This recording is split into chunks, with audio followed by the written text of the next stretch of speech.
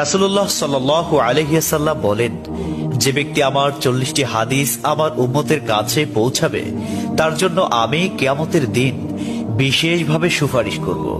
সুবহানাল্লাহ।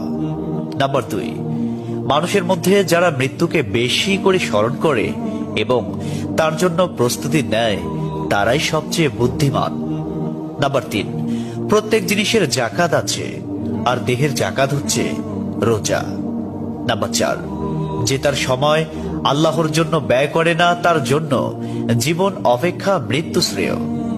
নাম্বার 5, যারা সব সময় ইস্তিগফার তথা ক্ষমা প্রার্থনা করে তাদের সাথে উঠা বসা করুন, কেননা তাদের হৃদয় সবচেয়ে কোমল হয়।